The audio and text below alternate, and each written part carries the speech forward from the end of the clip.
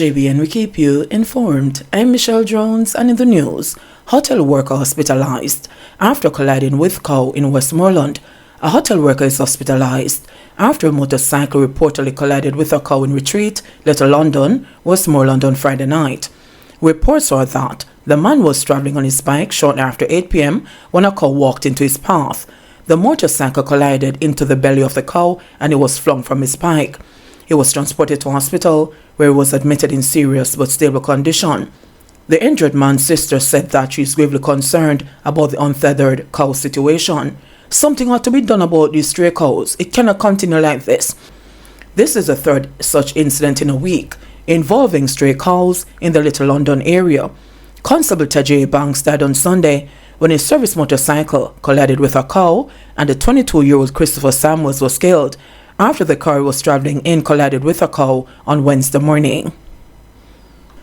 Dr. Leon Vaughn dies in car crash. Prominent medical Dr. Leon Vaughn died in a car crash on Arcadia Drive in St. Andrew on Saturday morning.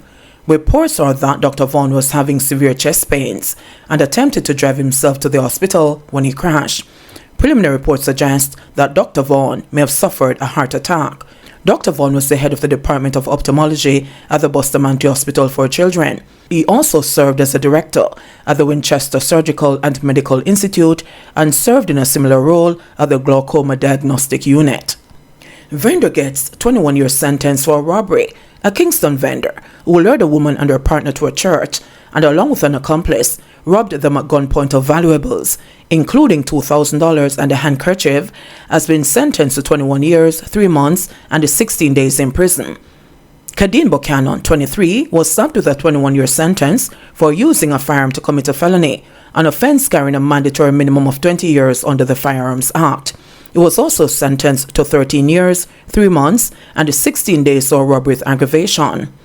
The sentences, which were handed down last week by Justice Yvonne Brown, are to run concurrently.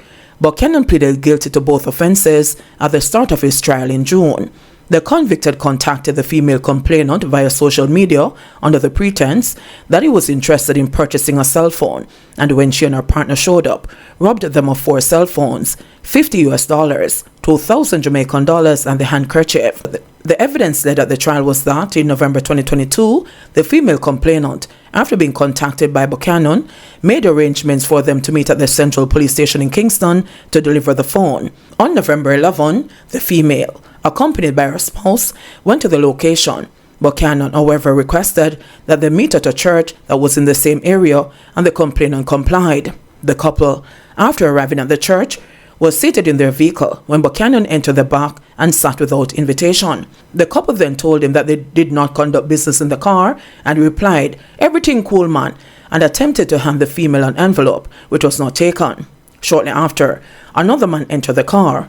The complainant at that point insisted that they did not conduct business in the car, while Buchanan continued saying, "Everything cool." He then asked the complainant if they did not want to do business in the car because the second man had a gun, and proceeded to tell the man to draw the gun.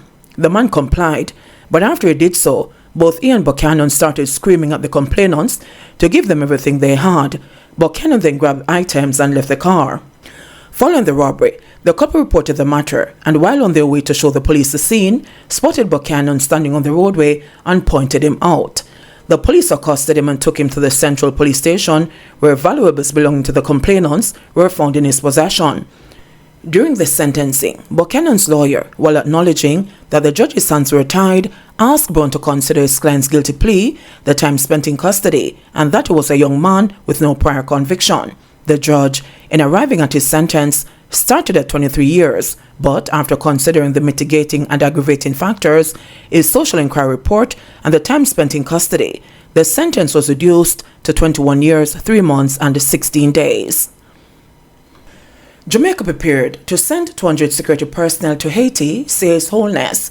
Prime Minister Andrew Holness has revealed that Jamaica is prepared to send 200 security personnel to Haiti as part of a multinational force aimed at providing support to the security and humanitarian crisis in the country.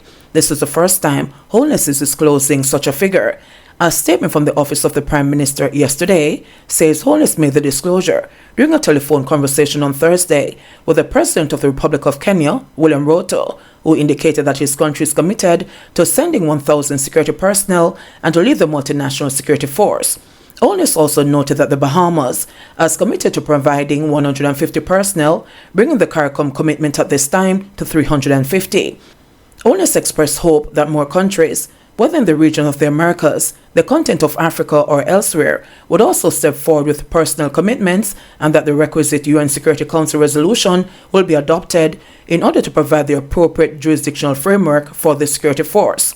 Regarding CARICOM, Holness said that the Good Office's efforts, currently led by 3 former Prime Ministers from CARICOM member states, must continue to be supported towards facilitating a political consensus in Haiti.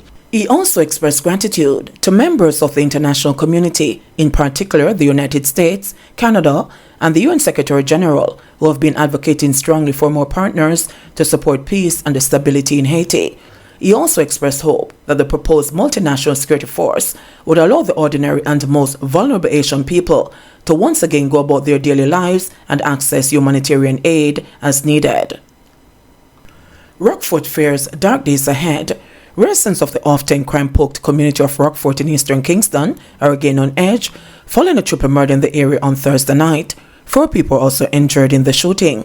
The community endured a bloody period between the middle of 2012 until late last year as gangsters from sections of the community known as Oliver Road and Base 1 engaged in a deadly dispute. But since a reported peace treaty in 2022, Rockfort has been relatively crime-free. That changed on Thursday night during a party where scantily clad dancers were entertaining patrons on Rosedale Road in the community. Reports from the Elliston Road Police are that about 11 p.m., the 7 victims were among patrons at a topless Thursday party when a man stepped outside the bar and opened gunfire at the group. When the shooting subsided, 5 men and 2 women were seen with gunshot wounds. The police were summoned and they were taken to hospital. 3 of the victims were pronounced dead, while the others were admitted in stable condition. Those killed are 22-year-old Warren Benjamin, a fisherman of Dresser Road, Kingston 12, 19-year-old Ryan Walters, construction worker of Belmont Road, and an unidentified male believed to be in his mid-20s.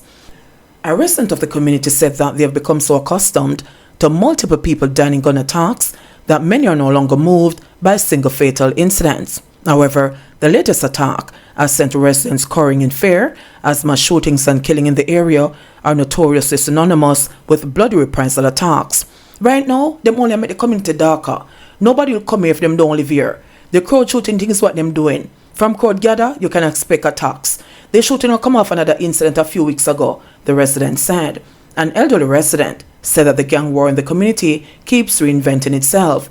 When people don't hear anything happening in Rockfort, it's like them using the downtime to plan an attack, the resident said. He too underscored that house bombings and mass killings were common practices for the gangsters, who he believes use the strength of outside forces to carry out attacks. As of July 29 this year, the East Kingston Police Division, in which Rockfort is located, had recorded 29 murders, the same figure it did for the corresponding period in 2022.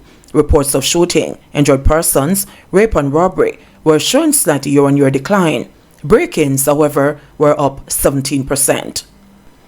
Rear to meet with workers seen in viral fight, Communications Manager Rear Jamaica Mark Pons said the hotel will have a meeting next Thursday with a member of staff who was seen in a now viral video in a fight with a guest recently. The video, which has been circulating on social media platforms, showed the guest throwing liquid at the employee, who works as a bar assistant manager, before walking away.